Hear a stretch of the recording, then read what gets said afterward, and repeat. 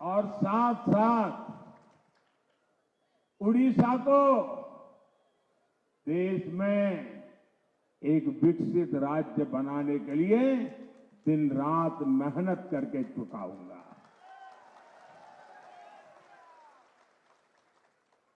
साथियों, 26 साल पहले आज के दिन अटल बिहारी वाजपेयी जी ने, उनकी सरकार ने पोखरण में परमाणु परीक्षण किया था और हमने ये दिखा दिया था कि देशभक्ति से ओत-प्रोत सरकार देश हित के लिए, देश की सुरक्षा के लिए, देश के लोगों की आशा अपेक्षा के लिए कैसे काम करती है।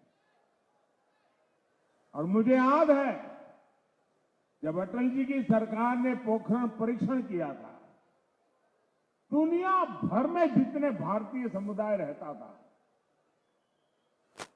वो गर्व की अनुभूति करता था और आजादी के बाद पहली बार विदेश की धरती पर लोग उनकी तरफ सम्मान की नजर से देखते थे। वो परमाणु परीक्षण की इतनी बड़ी ताकत थी।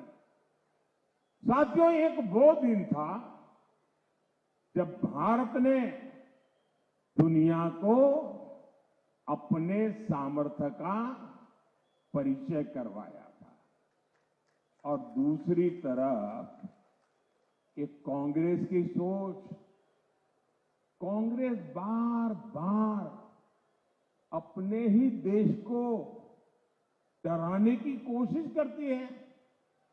वो कहते हैं संभल के चलो, पाकिस्तान के पास एटम बम है, पाकिस्तान के पास एटम बम है, पाकिस्तान के पास एटम बम है। ये मरे पड़े लोग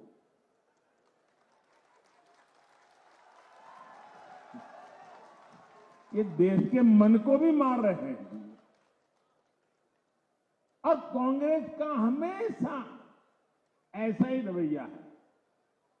ये जो पाकिस्तान के बम बम बम की बातें करते हैं ना, आज तो पाकिस्तान का हालात ये है कि इन बम को संभालना कहां, वो भी उसके बस का रोग नहीं है।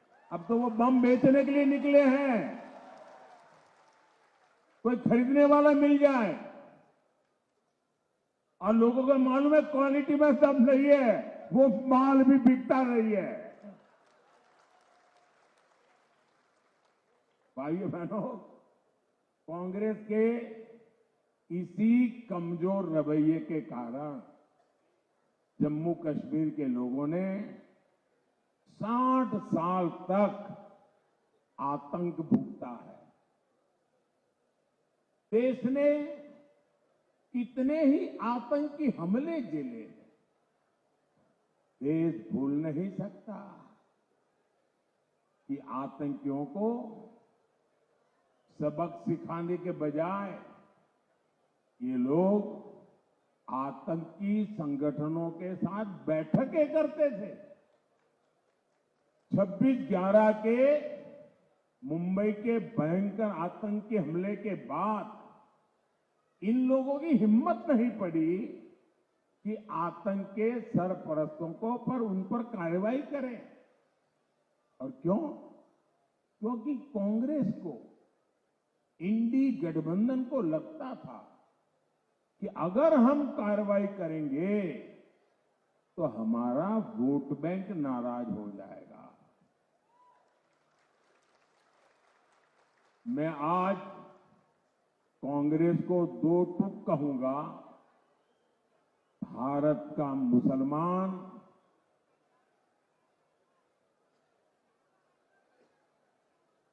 कांग्रेस की जो हरकतें हैं, उन हरकतों से वो इधर उधर जाएगा, सब मानने की कोशिश मत कीजिए। और भाइयों बहनों, ये कांग्रेस के शाहजादे आए दिन बयानबाजी ठोक रहे हैं। आप उनके 2014 के चुनाव के भाषण देख लीजिए, 2019 के चुनाव भाषण देख लीजिए और 2024 के चुनावी भाषण देख लीजिए। वो ही स्क्रिप्ट पढ़ते जा रहे हैं और अभी चैलेंज कर रहे हैं। आप लिख के रखिए मेरे देशवासियों, हिंदुस्तान ने मन बना लिया है कि इस बार एनडीए 400 पार करने वाला है।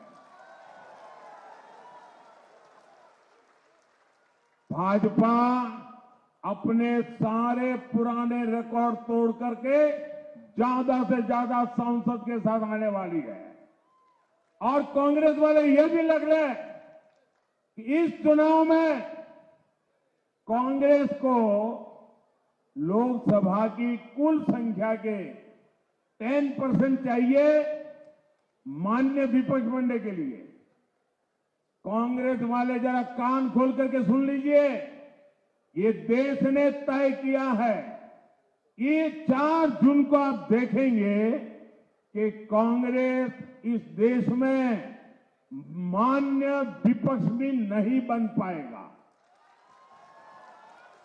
वो 50 से नीचे सिमटने वाले हैं।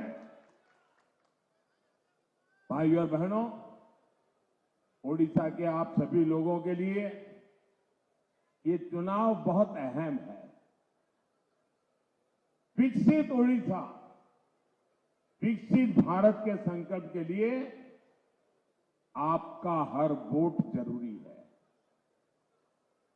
आपका एक वोट यहां डबल इंजन की बीजेपी सरकार बनाएगा और उड़ीसा में पहली बार डबल इंजन सरकार बनने वाली है। उड़ीसा रे प्रथम थर एवर डबल इंजन सरकार। इसलिए उड़ीसा से आपको 21 के 21 भाजपा के सांसद दिल्ली भेजने हैं।